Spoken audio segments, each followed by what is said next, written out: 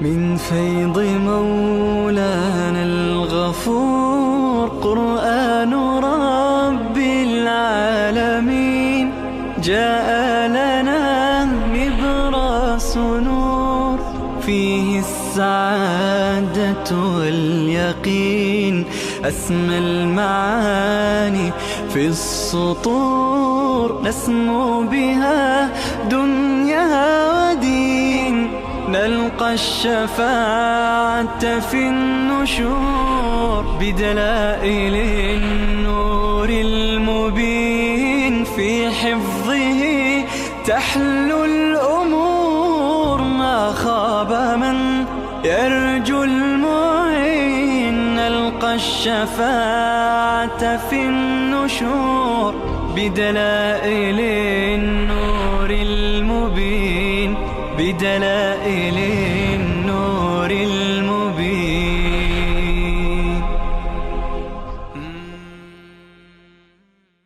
أعوذ بالله من الشيطان الرجيم. بسم الله الرحمن الرحیم. ولكل امت جعلنا منسکا. این قربانی برای هر امتی هست. برای هر امتی ما قرار دادیم منسکی یعنی قربانی لیذکر اسم الله علی ما رزقهم من بهیمة الانعام، تا که خدا را یاد کنند بر آنچه که از چارپایان خدا بخشیده. فإلهكم إله واحد فله اسلموا. ثمره همه دلائل گذشته. ای بندگان معبود شما معبود یگانه هست، فقط و فقط برای او تسلیم بشید. در مقابل او هم اعتقادا بنویس هم عملا. و بشر المخبتین، بشارت. مخبتین یعنی کسانی که تواضع میکنند، عاجزی میکنند، تکبر نمیکنند. مخبتین کیا هستند؟ الذين اذا ذكر الله وجلت قلوبهم. آنانی هستند که وقتی الله یاد میشه دلشان میترسد. این کمالات نفسانی یعنی خوف در درونشان هست. والصابرین علی ما اصابهم. کسانی هستند که صبر میکنند، تحمل دارند بر آنچه که به آنان میرسد، هر مصیبتی هر مشکلی برایشان است. والمقیم الصلاة. کسانی هستند که دائما نماز را برپا می‌دارند. و مما رزقناهم ينفقون. و همچنین از آنچه که ما رزق دادیم، این کمالات مالی هست، خرج میکنند در راه الله. اینها هستند. والبدن جعلناها. بحث منسک آمد، بحث روش آمد. هر قومی برای خودش یک نوع مراسمی دارد برای راضی کردن خدا. یکی از اونها همین بیان منظورات الله است. حیوانی که شما نظر میکنید ببرید حرم بکشید. والبدن جعلناها. بدن شتر را میگن، شتری که به عنوان هدیه برده میشه. قرار دادیم ما لکم من شعائر الله. اون را برای شما از شعائر الهی است. لکم فیها خیر. برای شما در اون خیر هست، یعنی منافع دینی و دنیوی هست. دینیش اینه که به اندازه خونش، به اندازه گوشتش، به اندازه پشمش، تارهایش به شما اجر میرسد. و دنیویش همینه که هم گوشتش استفاده میکنید و میخورید، به دیگران میدهید.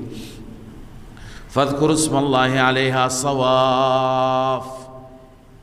یاد کنید خدا را بر آن. صواف یعنی صف بسته. منظور همه شتران را چی؟ به صف ببندید. فاذا و بعد همه را چکار بکنید؟ نهر کنید. میدانید که شتر را نمیخوابانند و نهر میکنند، ایستاده نهرش میکنند. خب همونطور که ایستاده است نهر میکنند، اول میزنن رگهایش را از زیر سینه، از زیر گردن فوق سینه چی میکنن؟ قطع میکنند. بعد میافتد. فاذا وجبت جنوبها ای سقطت. وقتی که افتاد بر چی؟ بر جنبش. فکلوا منها. یعنی وقتی که نهرش کردی افتاد، ذبح شد، نهر شد، بخورید از آن. و اطعموا القانع والمعتر. بخورانید، طعام بدید، هم قانع را هم معتر. قانع اون هست که وضعش خوب نیست، وضع مالیش، اما قانع است، یعنی سوال نمی کند. معتر یعنی مضطر، مجبور. اونی که مجبور شده میگه به من بده. همیشه در دادن عرض کردم به هر دو باید بدیم، به هر دو گروه، هم اونهایی که پیش ما میآیند میخواند، هم بقیه را بپاییم که اونها را شرم میکنند نمیان، اون فقرا را هم باید پیدا کرد. کذالک سخرها لکم سخرناها لکم، این گونه ما مسخر کردیم یعنی تابع کردیم اون حیوان را برای شما، لعلکم تشکرون، شاید شما شکرگزاری این نعمت الله باشید. و اصل فلسفه قربانی همون اخلاص است.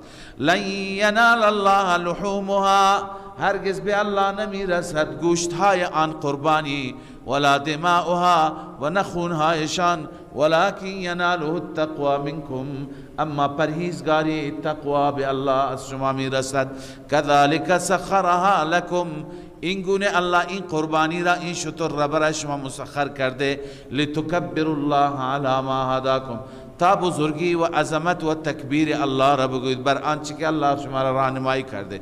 و بشر المحسنین، بشارت ای حبیب من مژده بده موحدین را، مخلصین را. المحسنین الموحدین عن ابن عباس، اینا که خالصتا کارشون برای الله هست. ان الله يدافع عن الذين آمنوا، بشارت برای مجاهدین. ببینید ما تا به حال رد شرک فعلی، نفی شرک فعلی و نفی شرک فی التصرف را خواندیم. حال الله عزوجل موضوع جهاد را ذکر می کند. مناسبت اینه که شما توحید را بیان کنید، دلائل رد شرک را بیان کنید، اما اگر نپذیرفتند با اینها بجنگید. آخرین حربه، آخرین تدبیر چی هست؟ جهاد، جنگیدن با کفار. وقتی که بجنگید خدا از شما دفاع می کند.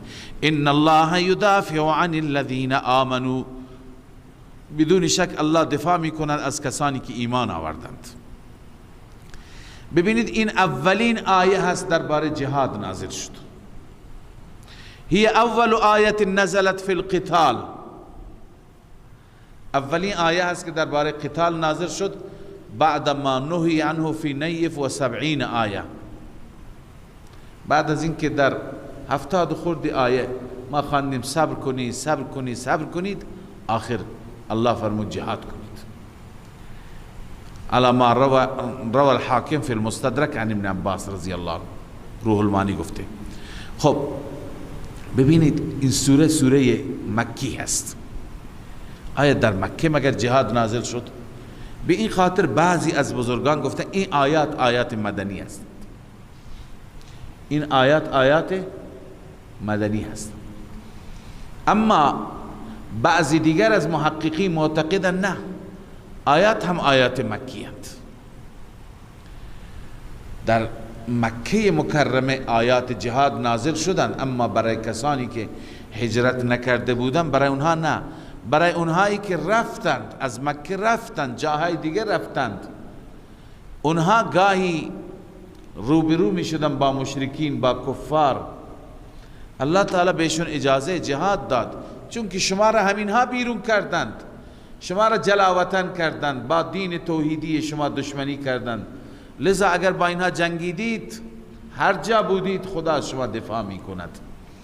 ان الله یدافع عن الذین آمنوا، بدون شک الله دفاع می کند از مؤمنان. ان الله لا يحب كل خوان کفور. علت دفاع چیه؟ چون که الله دوست ندارد هر خیانتکار ناسپاس را. منظور هم المشرکون جلالین، یعنی مشرکان را الله دوست ندارد، شما را در مقابل اونها چی می کند؟ یاری می کند. پس اذن للذین یقاتلون بانهم ظلموا، اجازه داده شد برای آنانی که جنگ میشه با آنان، یعنی شما جنگ نمی کنید، با شما دیگران می جنگند. اجازه داده شد. چی اجازه داده شد؟ بنویسید القتال. نائب فاعل چی است؟ مقدره. اجازه داده شد جنگ، قتال اجازه داده شد. چرا؟ بانهم ظلموا، بسبب اینکه آنان مظلوم واقع شدند. و ان الله علی نصرهم لقدیر.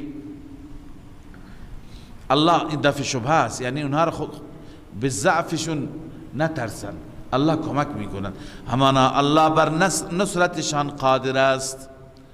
الذين اخرجوا، این بیان مظلومیت است، بانهم ظلمون، به خاطر اینکه مظلوم واقع شدن خدا کمکشون میکند. مظلومیت چیه؟ چه مظلومیتی واقع شدن؟ الذين اخرجوا من دیارهم بغیر حق، آنانی که بیرون کرده شدند، مظلومانه اخراج شدند، من دیارهم، از دیارشان، از شهرهایشان، بغیر حق، یعنی بنا حق، بغیر وجه یستحقون الاخراج، بدون وجهی که استحقاق اخراج را داشته باشند، اونا را بیرون کردند. الا ان یقولوا ربنا الله، هیچی نبود مگر اینکه اونها گفتن ربنا الله، یعنی توحیدی بودند، یک تا پرست بودند، لذا برای اینها اجازه دفاع هست، اینها بجنگند. الان دلیل و حکمت و فلسفه جهاد. الله می فرماید ولولا دفع الله الناس بعضهم ببعض، اگر دفع مردم نبود، یعنی دفع الله مردم را به وسیله مردم دفع می کند، جلویشون را می گیرد. اگر نبود دفع الله مردم را، بعضی را به وسیله بعض، یعنی جلوی ظالمان را می گیرد خدا به وسیله مظلومان. اگر نبود یک کتازی بود در دنیا فقط قدرت ها بودند و بس، اینها هر ظلمی، هر فسادی دلشون میخواست میکردند، به برکت جهاد جلوی یک کتازی های اونها گرفته شده. اگر نبود لهدم الصوامع و بیع و صلوات، منهدم میشد. صوامع جمع صومعه هست. صومعه میگویند اون عبادت خانه مخصوص راهب مسیحی، و بیع میگویند کلیسا، عبادت خانه‌ای که عمومی هست.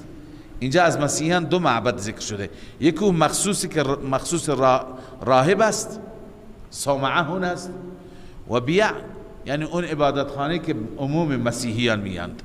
و صلوات عبادت خانه چرا میگند؟ یهودی ها را میگن صلات. و مساجد عبادت خانه مسلمانان، یعنی همه معابد مسلمان و غیر مسلمان منهدم میشد، ظالمان رحم نمی کردند. و مساجدی که یذکر فیها اسم الله کثیرا، یاد می شود در آن نام الله به کثرت. پس معلوم میشه که جهاد، ببینید، برای حفظ عبادت خانه است، حتی برای حفظ کلیسا است، برای حفظ کلیسا است. مسلمان اجازه نداره که کلیسا را خراب بکنه، معبد را خراب بکنه، بلکه جهاد شد هر کس به دین خودش عبادت میکنه عبادت کنه، فقط تسلیم ضابطه الهی بشه. ولینصرن الله من ینصره، حتما الله یاری میکند کسی که دین خدا را یاری کند. ان الله لقوی عزیز، این علت است، چون که الله قوی هست و غالب. الذين ان مكناهم في الارض، این بدل است از لینصرن الله من ینصره. هر کسی ناصر دین خدا باشد خدا او را یاری می کند. این کسی که ناصر دین خدا هستند اینا کیند؟ من ینصر مبدل منه، الذین بدل، یعنی کسانی که ان مکناهم فی الارض، اگر ما آنها را قدرت بدیم در زمین چیکار میکنند؟ اقاموا الصلاة، نماز را برپا میکنند، و آتوا الزکات، زکات را میدهند، و امروا بالمعروف، امر به معروف میکنند، و نهوا عن المنکر، نهی از منکر میکنند. تمام کارهای خوب را انجام میدن، اینهایی که ما بهشون قدرت میدیم. پس من ینصره اینا هستند، خدا اینها را نصرت میکند. ببینید خدای عزوجل این وعده را در حق چه کسانی محقق کرد؟ این دور طلایی، این دور درخشنده مال خلفای راشدین است که اینجا تعریف شده ازش. مفسران نوشتند که الذين ان مكناهم في الارض 4 من اصحاب رسول الله صلی الله علیه وسلم، 4 نفر، ابو بکر، عمر، عثمان، علی، اینهایی که بر منهج خلافتشون بر منهج نبوت بود، بر روش نبوت بود. و قیل المهاجرون، بعضی گفتن نه کلا مهاجرون هستن، الذين ان مكناهم في الارض مهاجرون هستند و هو الاصح. تفسیر خازن همین را ترجیح میده، لان قول الذين ان مكناهم في الارض صفت لمن تقدم ذکرهم، این صفت اونهایی هست که ذکرشون قبلا آمد. کجا؟ الذين اخرجوا من دیارهم، اونا مهاجرین بودن و هم المهاجرون. پس مهاجرین، و شما هم میدانید که خلفا فقط از مهاجرین، انصاری ها وقتی که میخواستن، دلشون میخواست که عضو بشن و کاندید بشن، رسول الله صلی الله علیه وسلم پیام رسول الله را ابو بکر خواند که الائمه من قریش و فرمود که خلیفه فقط مهاجر میتونه باشه. لذا انصاری انصراف دادن، برگشتن. پس الذين اخرجوا من دیارهم، اینها همین الذين اخرجوا من دیارهم اگر خدا بهشون قدرت بده، اینها چیکار میکنند؟ اینها نماز را برپا میکنند، نه اینکه جلوی نماز را بگیرند. ببین کسانی که خدا بهشون قدرت بده و دیندار باشند جلوی نماز نمیگیرند، نماز را برپا میکنند. جلوی زکات نمیگیرند، زکات را رایج میکنند.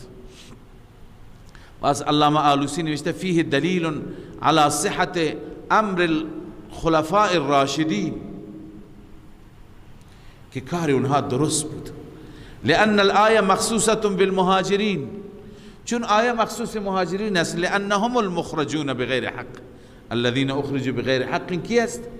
مهاجرین هستند. والممکنون فی الارض، همین مهاجرین هستند که خدا اونها را قدرت داد. منهم الخلفاء، خلفاء از اونها هستند دون غیرهم.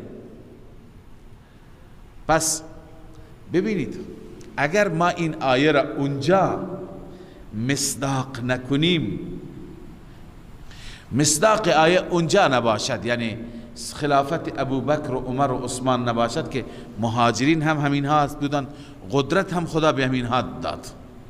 اگر مصداق این آیه اونجا نباشد، شما تمام دنیا بگردید کجا مصداق این آیه هست؟ دیگه مهاجرین کجا هستن که از اونها را خدا حکومت داده، قدرت داده؟ پس علامه آلوسی می فرماید که فلو لم تثبت الاوصاف الباقیه،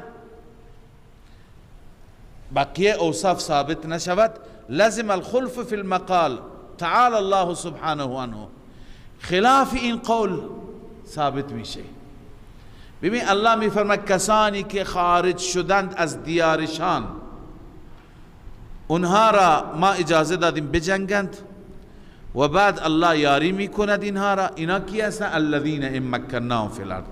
پس اینایی که قدرت خدا بهشون داد، حکومت داد و بعد از حکومت این اوصاف را دارن، نماز برپا میکنن، زکات میدن، امر به معروف نهی از منکر، اینها اگر مصداقشون باید گروهی باشد که هم مهاجرون هم باشند، اون صفت هم باشد، صفت تمکین و قدرت هم باشد.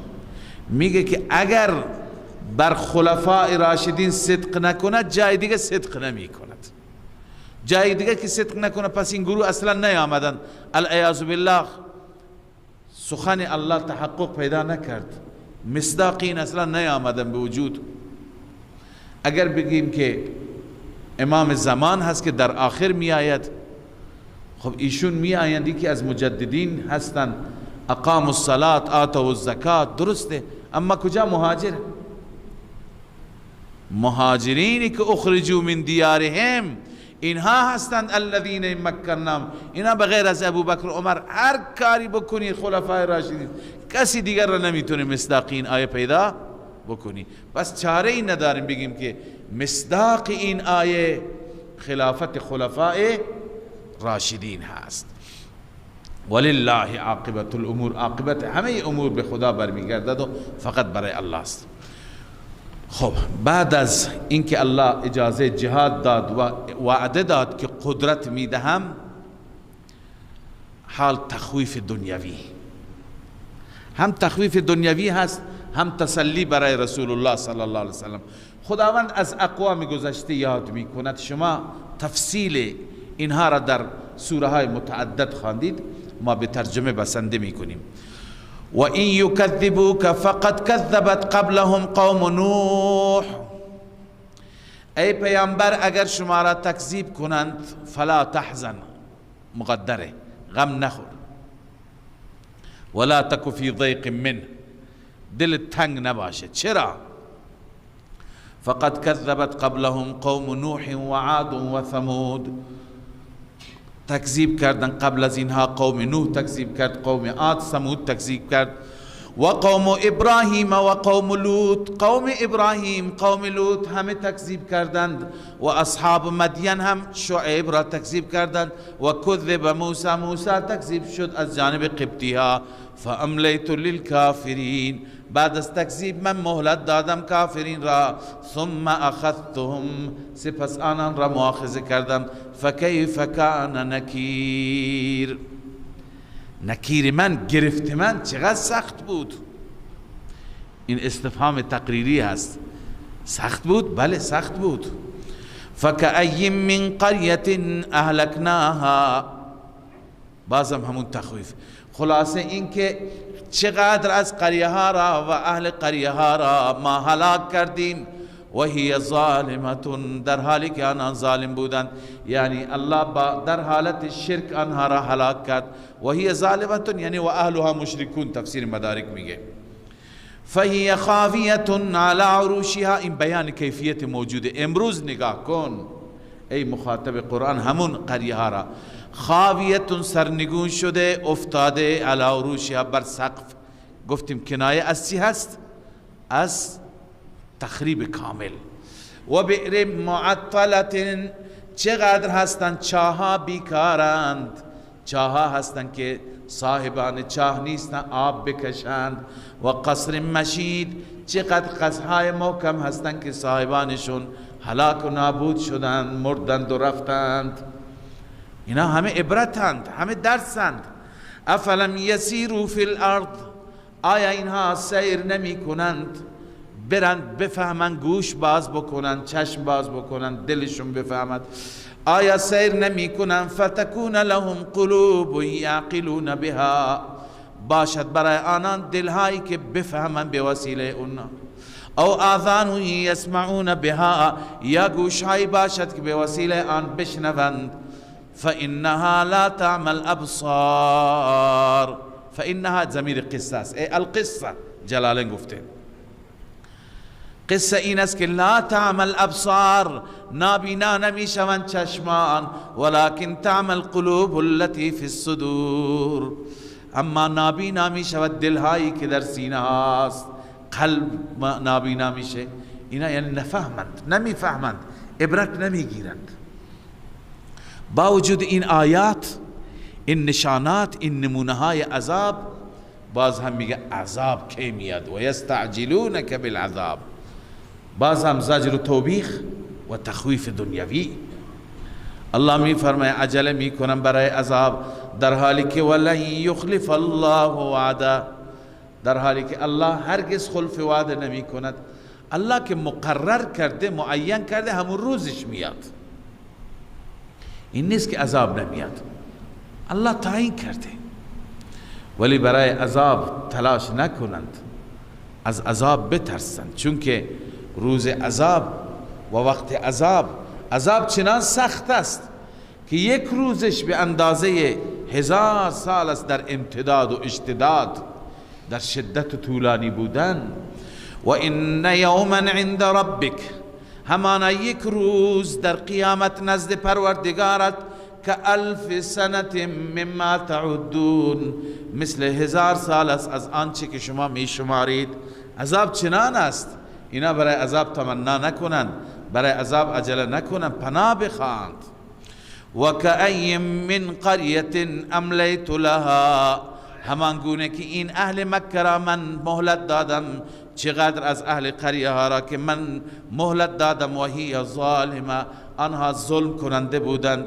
ثم اخذتها، سپس من آنان را مؤاخذه کردم.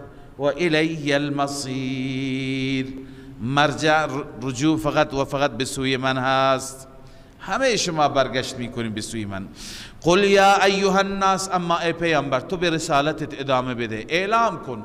قل یا ایها الناس، ای مردم، انما انا لکم نذیر مبین، جزی نیست که من نذیر آشکاری هستم، ترساننده آشکاری هستم با این بشارت و این تخویف. فالذین آمنوا و عملوا الصالحات، آنانی که ایمان آوردند عمل صالح انجام دادند، هم اعتقادشان درست هم عملشان درست، لهم مغفرت، دفع مضرت، برای آنان مغفرت هست، و رزق کریم، و رزق معزز، جلب منفعت، برای آنها رزق معزز هست. والذین سعوا فی آیاتنا معاجزین، اما آنانی که سعی میکنند آیات ما را عاجز کنند، سعوا فی آیاتنا بنس فی ابطال آیاتنا، سعی میکنند آیات ما را بی اثر کنند. باطل به معنی چی؟ بی اثر کردن که مردم متاثر نشوند. آلوسی رحمه الله فرموده ای بذل الجهد فی ابطالها، سعی میکنه آیات را باطل کنن، بی اثر بکنن. چطور؟ فسموها تارتا سحرا، یک بار میگن سحر، و تارتا شعرا، یک بار میگن شعر، و تارتا اساطیر الاولین، یک بار میگن افسانه های اولین. روح المانی. لذا الله می فرماید که والذین سعوا فی آیاتنا معاجزین اولئک اصحاب الجحیم، اینا اهل جهنمند، اینا اهل جهنمند. وما ارسلنا من قبلك من رسول، یک نمونه از سعی در ابطال آیات و بی اثر کردن آیات. وما ارسلنا من قبلك من رسول، ما نفرستادیم قبل از شما هیچ رسولی را، ولا نبی، هیچ نبی را، الا اذا تمنى، هرگاه که قرائت می کرد، القى الشیطان فی امنیته، شیطان در اثناء قرائتش القاءاتی می کرد. اما خداوند از بین برد اثرات شیطانی را، فینسخ الله ما یلقی الشیطان، خدا آنچه که شیطان القا میکرد نسخ کرد.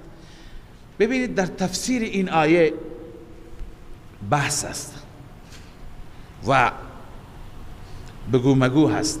اول یک روایت باطلی که همه مفسران گفتن این روایت مال زنادقه هست، زندیق ها هست، اون را خدمت شما عرض میکنم. بعداً میگویند که در این روایت است رسول اکرم صلی الله علیه وسلم وقتی که بر علیه بتها صحبت میکرد و از آیات استدلال میکرد، افرأیتم اللات والعزى و منات الثالثة الاخرى، پیغمبر خواند که لات و عزى و منات الثالثة الاخرى، منات که سومی هست، میگه العیاذ بالله شیطان به زبانش آورد تلك الغرانیق العلا ان شفاعتهن لترتجى، این آلهه بلند و بالا برای شفاعتشان امیدی هست. اینه که گفت مشرکین خیلی خوشحال شدند. خدای تعالی بعد نازل کرد که هر پیغمبری که گاهی میخوانده تو نگران نباش، هر پیغمبری که گاهی قرائت میکرده آیات خدا را، شیطان در اثناء قرائت اونها چکار میکرده؟ در وسط قرائت اونها القاءاتی کرده. خب این اولا داستان موضوعی هست، این روایت موضوعی هست که عرض کنم هیچ یک از مفسران قبول ندارد. من به صورت مختصر برای شما نقل کنم. علامه اندلسی میگه سئل عنها الامام محمد بن اسحاق جامع السیرت النبویه. امام محمد بن اسحاق درباره این روایت سوال شد، فقال هذا من وضع الزنادقه، این از موضوعات زنادقه است، زندیقای نواز کردند. و صنفت فی ذلك کتابا، در این باره من کتاب نوشتم و این را رد کردم. علامه محمد بن اسحاق گفت. وقال الحافظ ابو بکر احمد بن الحسین البیهقی، امام بیهقی میگه هذه القصه غیر ثابته من جهت النقل، این قصه ثابت نیست از نظر نقل. بحر المحیط. ابو سعود میگه و هو مردود عند المحققین، این قصه عند المحققین مردود است. تفسیر کبیر گفته و اما اهل التحقیق فقالوا هذه الروایه باطله، این روایت باطل است. خب این یک توجیه. بعضی دیگه گفتند که نه، پیغمبر خدا داشت میخواند، چون یک روایتی هست. الان اون روایت را که میخواند توجیه بکنم، پیغمبر خدا میخواند، در وسط شیطان خواند تلک الغرانیق الاولی، بر پیغمبر شیطان تسلط نداره، خود شیطان خواند که مردم گمراه بشن. مردم دلشون خوش شد، فکر کردن پیغمبر خواند.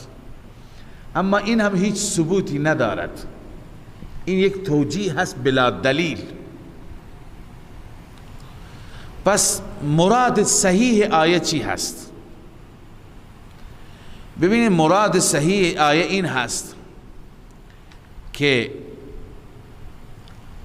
هر وقتی که ما پیغمبری را فرستادیم، نبی را فرستادیم، وقتی که آیات تلاوت میکرد، القى الشیطان فی امنیته، یعنی در وسط تلاوت شیطان القاءاتی در قلوب سامعین داشت. القاءاتی چی؟ در قلوب سامعین داشت که این پیغمبر ساحر است، این جادوگر است، این فلان است. یعنی سعی میکرد سامعین، مخاطبین از قرائت و خواندن اون پیغمبر متأثر نشود. به این معنی است تا از پیغمبر فاصله بگیرد، شبهاتی در دلها ایجاد کرد. اما خدای عزوجل اهل ایمان را از این شبهات پاک فرمودند، یعنی اهل ایمان متأثر نشدند. این آیه عیناً مثل اون آیه است و کذالک جعلنا لكل نبی عدوا، برای هر پیغمبری دشمن هست، شیاطین الانس والجن یوحی بعضهم الى بعض، شیاطین انسی و جنی که به هم دیگه چی میکنند؟ وسوسه میکنند. وحی اینجا به معنی وسوسه است. یوحی بعضهم الى بعض زخرف القول غرورا، سخنان بظاهر زیبا اما برای فریب هم دیگر. پس این هست اصل تفسیر آیه. اذا تمنا ای اذا تلا القى الشیطان فی امنیته، یعنی القى الشیطان الوساوس والشبهات في قلوب السامعين في امنیته، یعنی فی اثناء تلاوته. به این معنی هست که ای مخاطبان قرآن هوشیار باشید، هرگاه که پیغمبر قرآن میخواند شیطان بیکار نمینشیند، شیطان سعی میکند در دل شما شک و شبهه ایجاد کند. ولی اونی که از شما منیب باشد، اهل ایمان باشد، فینسخ الله ما یلقی الشیطان، خداوند القاءات شیطانی را چی میکند؟ از بین میبرد، نابود میکند، بی اثر میکند. ثم یحکم الله آیاته، سپس الله آیات خودش را مضبوط میکند، محکم میکند. والله علیم حکیم، الله میداند کاراش حکمت. الله تعالی دل چه کسانی را از شبهات پاک کند. لیجعل ما یلقی الشیطان فتنة للذین فی قلوبهم، این متفرع است بر القی الشیطان. چرا شیطان وسواس میکند؟ لیجعل ما یلقی الشیطان، تا که بگرداند آنچه که شیطان القا میکند. چرا الله عزوجل میگذارد؟ تا اینکه امتحانی باشد، تا که قرار بدهد القاءات شیطان را فتنة للذین فی قلوبهم، آزمایش برای آنانی که در دلشان مرض است، یعنی منافقین. مرض یعنی نفاق و شک. والقاسیت قلوبهم، و همچنین فتنه هست برای آنانی که دلشان سنگ است، یعنی مشرکین بنویس. و ان الظالمین لفی شقاق بعید، همان ظالمان، این هر دو گروه ظالمان، هم منافقین هم مشرکین و کفار، در اختلاف و مخالفت بعید از حق هستند. و همچنین ولیعلم الذین، این باز متفرع است، باز فینسخ الله، القى الشیطان لیجعل ما یلقی الشیطان، فینسخ الله ولیعلم الذین، این متعلق خدا بی اثر می کند وساوس شیطان را. چرا؟ ولیعلم الذین اوتوا العلم، تا بدانند اهل علم، اونایی که فهم صحیح قرآن دارند. اوتوا العلم بنویسید، صاحبان فهم صحیح قرآن، اونا بدانند که انه الحق من ربک، این قرآن حق است از جانب ربت هست. شیطان سعی می کند در این خلل ایجاد کند در فهم قرآن. فتخبت له قلوبهم، دلهایشان برای این قرآن چی میشه؟ عاجزتر میشه، دلهای اهل ایمان. و ان الله لهادی الذین آمنوا الى صراط مستقیم، بدون شک الله راهنمایی کننده هست، هدایت کننده هست مؤمنین را به صراط مستقیم. حال تخویف اخروی، ولا یزال الذین کفروا فی مریة منه، همواره کسانی که کفر کردن در شک هستند از قرآن. حتی تأتیهم الساعة بغته، حتی که قیامت ناگهان می آید یا قبل از قیامت. او یأتیهم عذاب یوم عقیم، یا می آید پیش آنها عذاب روز عقیم.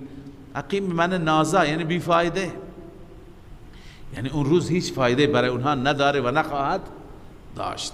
الملک یومئذ لله، وقتی که عذاب بیاید ملک و پادشاهی اختیار در اون روز برای الله است. ای السلطان القاهر والاستیلاء التام والتصرف على الاطلاق یومئذ لله وحده بلا شریک اصلا، بحيث لا يكون فيه لأحد تصرف من التصرفات، هیچ کسی در روز عذاب کوچکترین اختیاری ندارد. به تعبیر محلی هیچ کسی جیک هم نمیزند در مقابل فیصله الله عز وجل فی امر من الامور، لا حقیقتا ولا مجازا ولا صورتا ولا معنا کما فی الدنیا. هیچ کس. الملک یومئذ لله یحکم بینهم، عملا خداوند خودش فیصله می کند بین انسان ها. چگونه؟ دو گروه دیگه، بشارت برای گروه اول. فالذین آمنوا وعملوا الصالحات فی جنات النعیم، اهل ایمان و اهل عمل صالح در جناتی که سراپا نعمتند قرار میگیرند. والذین کفروا وکذبوا بآیاتنا، آنان که کفر کردند و تکذیب کردند، اینم یک شعبه از کفر است، آیات ما را. فاولئک لهم عذاب مهین، برای اینها عذاب خار کننده هست، الله اینها را ذلیل می کند. والذین هاجروا فی سبیل الله، از اینجا الله عزوجل بشارت برای مهاجرین و فضیلت مهاجرین را بیان می کند. والذین هاجروا فی سبیل الله، آنانی که هجرت کردند در راه الله، ثم قتلوا، سپس در راه الله کشته شدند، شهید شدند، او ماتوا، یا مردند خودشان به موت طبیعی. لیرزقنهم الله رزقا حسنا، حتما آنها را الله رزق میداد، رزق حسن، رزق نیکو، رزقی که هرگز بند نمیشه، قطع نمیشه، مراد رزق جنت است. رزقا حسنا ای لا ينقطع ابدا و هو رزق الجنه. بله. و ان الله له خیر الرازقین، الله بهترین رازق است، بهترین رزق دهنده است.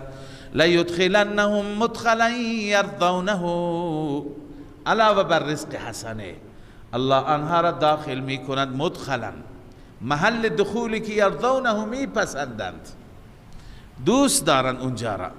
و ان الله لعلیم حلیم، بدون شک الله همه چیز را میداند، حلم و تحمل و بردباریش هم بالاست. ذالک و من عاقب بمثل ما عوقب، این پاداش برای چی هست؟ هر کسی که عاقبه یعنی جهاد بکند، انتقام بگیرد، عاقبه اصل انتقام است، به مثل ما عوقب به مثل آنچه که عقاب شده، اما چون که بر او ظلم شده میره انتقام میگیرد، ثم بغی علیه، سپس بر او ظلم بشه، لینصرنه الله، حتما خدا او را یاری میکند، در دنیا به وسیله انتقام، در آخرت به وسیله ثواب. ان الله لعفو غفور، بدون شک الله عفو کننده و بخشاینده هست.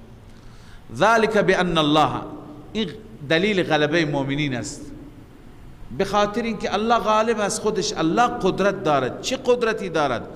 بان الله یولج اللیل فی النهار و یولج النهار فی اللیل، الله داخل میگرداند روز را در شب و شب را در روز، شب را در روز و روز را در شب، که تفسیرش را شما چند بار خواندید.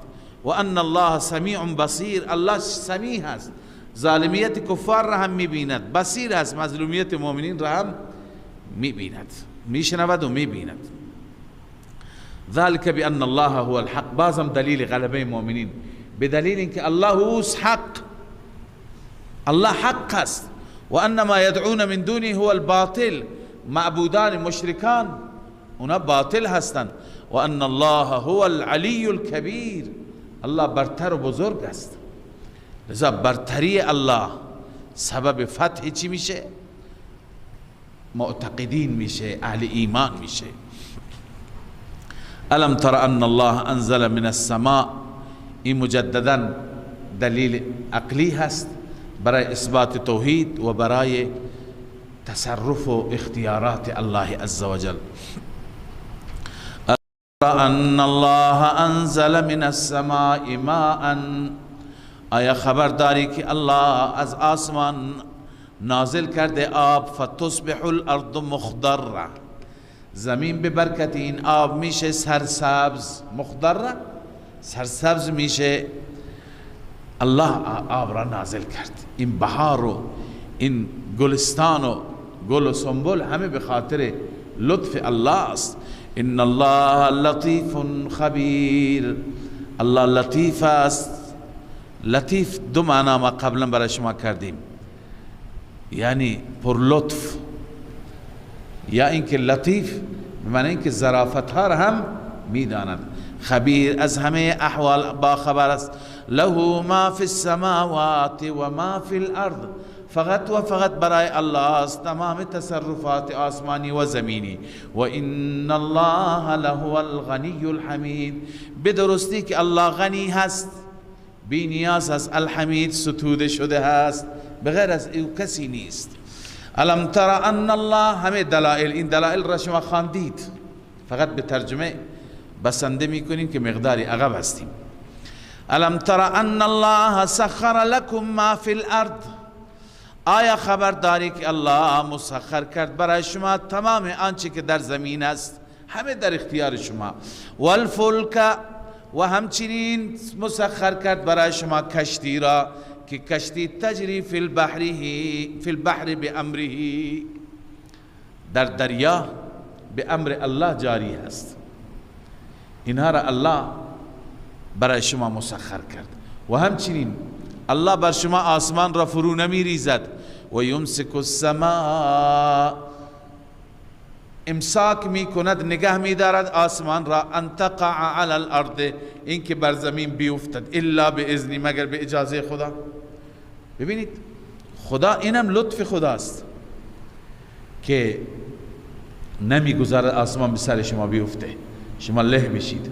خب مگر بناس آسمان بیفته؟ بله، در حالی که اعمال عباد مقتضی این است. اعمال عباد، این شرکی که بندگان میکنن، این کفری که میکنن، این میطلبد که آسمان بیفته. الله میفرماید ان نشأ نخسف بهم الارض او نسقط عليهم كسفا من السماء، اگر بخواهیم در زمین فرو میبریم یا یک تکه از آسمان بیاندازیم که اینها تار و مار بشن، نابود بشن. پس اعمال شما میطلبد، ولی الله این کار را نمیکنه، لطیف است. و یمسک السماء ان تقع على الارض الا باذنه. چرا امساک کرده، نگه داشته؟ بدلیل اینکه ان الله بالناس لرؤوف رحیم، بدون شک الله نسبت به بندگان رؤوف است، رأفت دارد و مهربان است. دو تا دلیل خواندی، این سومی و هو الذی احیاکم، الله آن ذاتی است که شما را ابتدا زنده کرد در دنیا، ثم یمیتکم، سپس شما را میراند وقتی که عند انتهای آجالکم، وقتی که اجل شما تمام بشه، زمان مرگ شما فرا برسد. ثم یحییکم عند البعث، سپس شما را دوباره زنده میکند وقتی که وقت بعث و حشر شما باشد. اما ان الانسان لکفور، بدون شک انسان مشرک مراد است، ناسپاس هست. لكل امت، بازم نفی شرک فعلی، ما قبلا هم شرک فعلی نفیش را خواندیم با شرک فی التصرف، هر دو اینجا با این دلایل نفی شرک فی التصرف شروع شد، الان این نفی شرک فعلی است. برای هر امتی جعلنا منسکن، ما قرار دادیم روش قربانی، هم ناسکو، آنها می پیمایند اون روش خودشون را، یعنی بر اون راه می روند. فلا ینازعنک فی الامر، ای پیامبر اینها با شما نزاع نکنند در امر دین.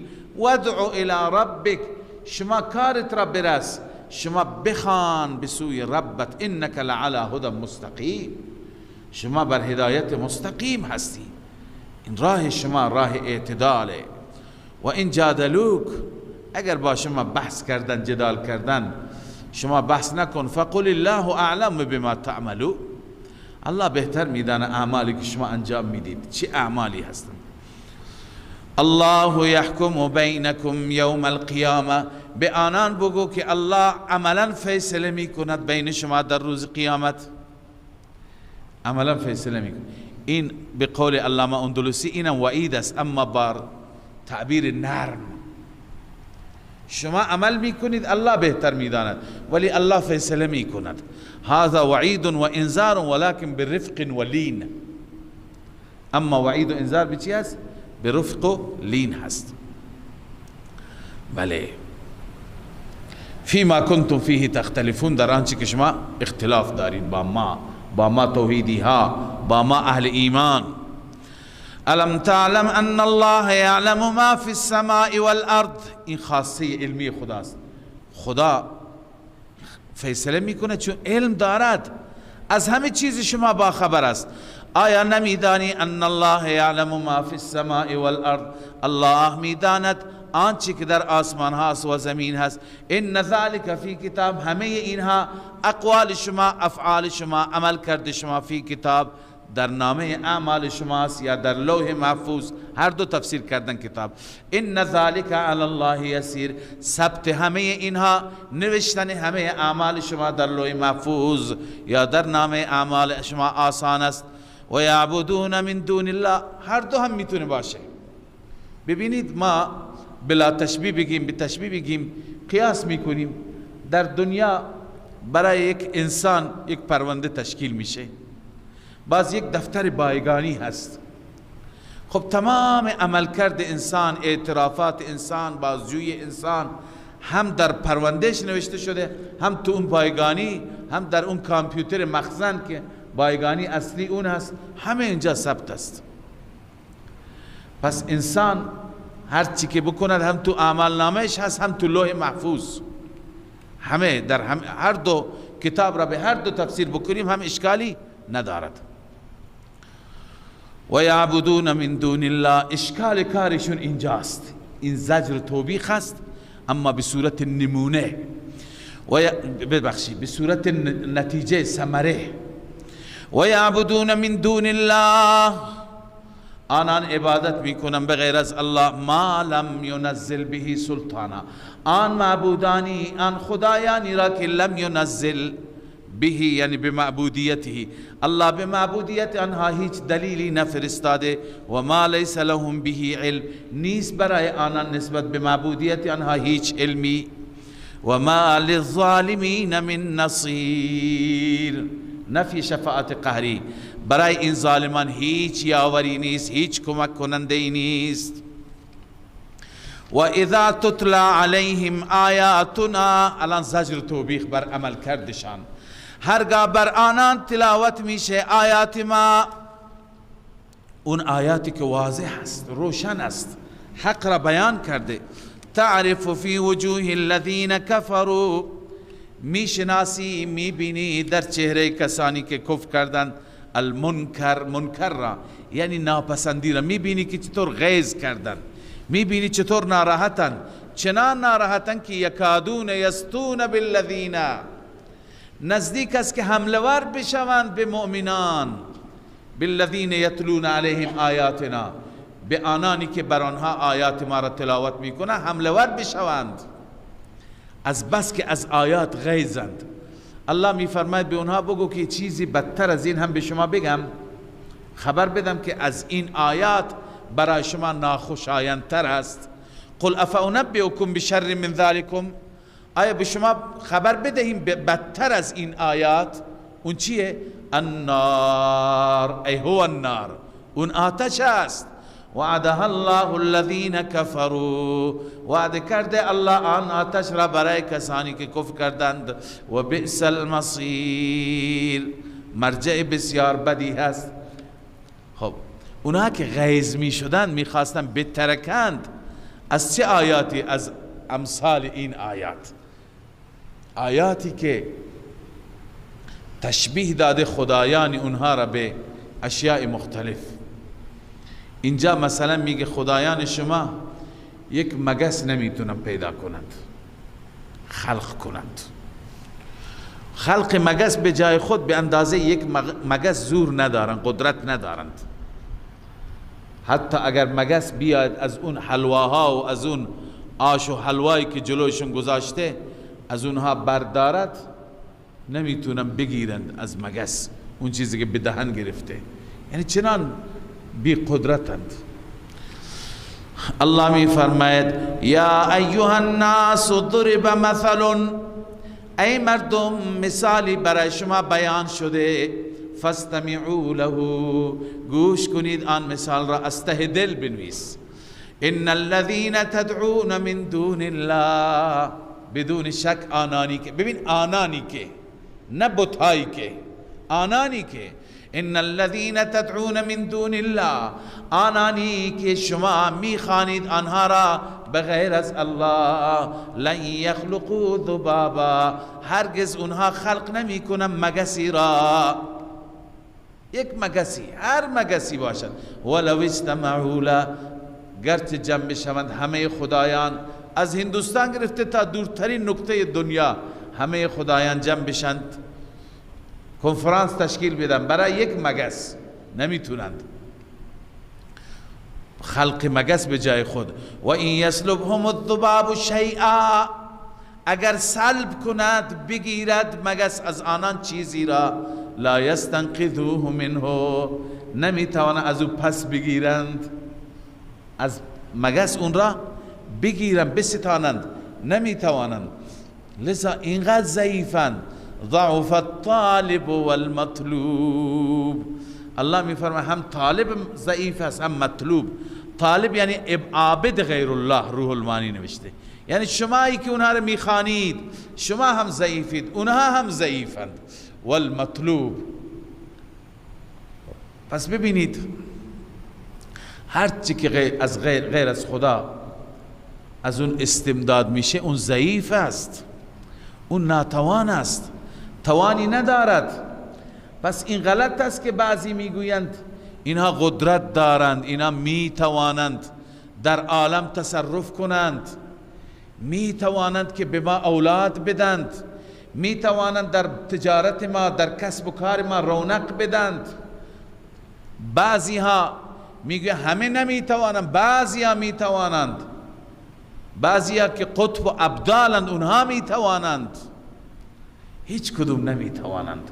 ضعف الطالب والمطلوب. اینجا آلوسی رحمه الله که خدا قبرش را پر نور بکند، علامه محمود آلوسی بغدادی نوشته چیزی بر این آیه که مطابق شرایط و زمان ما هست، به غلاتی که در زمان ما غلو میکنند هم خوب میچسبد. عبارتش نسبتا طولانی هست، من سری میخوانم. اشارت الى ذم الغالین فی اولیاء الله تعالی. اینجا اشاره هست به رد کسانی که غلو میکنند درباره اولیاء خدا. میگویند اولیاء تصرفاتی دارند، حیث یستغیثون بهم فی الشده، در شدائد در سختی ها از اولیاء استغاثه میکنند. غافلین عن الله تعالی، از خدا غافل، بجای اینکه بگه یا الله ادرکنی، یا الله انصرنی، دیگران را میگویند. و ینذرون لهم النذور والعقلاء، برای اونها نذر و خیرات میدند. ینذرون لهم النذور، نذر و خیرات برای اونها میدهند. والعقلاء منهم یقولون انهم وسائلنا الى الله تعالی، بعضی که عاقل تر و فهمیده تر هستند اونها میگن اینا معبود ما نیستن، اینا وسیله اند. انهم وسائلنا الى الله تعالی. اما الله میفرماید، ببخشید آلوسی میفرماید تو این شک نکن که این افراد شبیه ترین افراد به مشرکان مکه هستند. مشرکان مکه همینو میگفتند. ولا يخفى انهم في دعواهم اشبه الناس بعبدة الاصنام. مخفی نیست که اینها با این ادعایشون شبیه ترین مردم به عابدان بتها هستند. اونا چی میگفتند؟ القائلین انما نعبدهم لیقربونا الى الله زلفا. آنها میگفتند ما پرستش میکنیم تا ما را به خدا نزدیک کنن، وسیله همینه. و منهم، بعضی دیگه ببینید، و منهم من یثبت التصرف لهم جمیعا فی قبورهم. بعضی میگه همه اولیاء در قبورشان تصرف دارند، همه به ما اولاد میدن، همه مشکل ما را حل میکنند. والعلماء منهم، اونایی که عالمتر هستن میگن نه، همه نه. یحصرون التصرف فی القبور فی 4 او 5. میگن فقط 5 نفر یا 4 نفر از اولیاء الله هستند، اونها میتونن، مثلا شیخ عبدالقادر جیلانی و بایزید بستامی و چند تا را نام میبرند، فقط اینها میتوانند. حضرت آلوسی میفرماد و اذا طولبوا بالدلیل، هر وقتی از اینها دلیل بخواهیم، قالوا ثبت ذلك بالکشف، برای ما با کشف ثابت شده، یعنی برای ما کشف شده، خدا برای ما روشن کرده، واضح کرده. کشف و کرامت همینه که اینها میتونند. میگوین ثبت ذلك بالکشف، دلیلشون کشفیات خودشون هست. قاتلهم الله ما اجهلهم، خدا اینها را بکشد، چقدر اینها جاهل هستند. دلیلشون کشفه. و اکثر اغراءهم، و چقدر اینها مردم را فریب میدند. و منهم من یزعمون انهم یخرجون من القبور، بعضی هستند که بر این عقیده هستند که صاحب قبر از قبر خارج میشه و یتشکلون به اشکال مختلفه، به اشکال مختلف ظاهر میشه. در پایان بعد از اینکه این همه خرافات را آلوسی رحمه الله ذکر میکند، میگه و کل ذلك باطل لا اصل له فی الكتاب و سنت و کلام السلف. همه اینها باطل است، نه در کتاب، نه در سنت، نه در کلام سلف چیزی از اینها به چشم نمیخورد. و قد افسدوا هؤلاء علی الناس دینهم، اینها هستند که دین مردم را فاسد کردند، مردم را به شرک و کفر مبتلا کردند. اینها هستند کبراء شرک. روز قیامت تابعین اینها را لعن و نفرین میکنند. روح المعانی. پس ضعف الطالب والمطلوب، الله میفرماید هم طالب ضعیفه هم مطلوب ضعیفه. ما قدر الله حق قدره، ای ما عظم الله حق تعظیمه، اینا خدا را حق تعظیم خدا را نمیدانند. خدا را به چی قیاس کردند؟ ان الله لقوی عزیز، همانا الله قوی هست و غالب است، معبودان شما ضعیفند. ضعف الطالب. الله يصطفي من الملائكة رسلا ومن الناس. الله انتخاب کرده، این برای بشریت انبیا هست. الله انتخاب کرده از ملائکه فرستادگان رسولی و همچنین از مردم. ملائکه را پیش مردم میفرستد، یعنی پیش انبیا میفرستد. ان الله سمیع بصیر، بدون شک الله شنواست و بیناست. یعلم ما بین ایدیهم و ما خلفهم، الله میداند آنچه که جلویشان هست، آنچه که پشت سر، یعنی از احوال آینده میداند، از ماضی هم میداند. و الی الله ترجع الامور، فقط و فقط به سوی الله برگردانده میشه همه امور.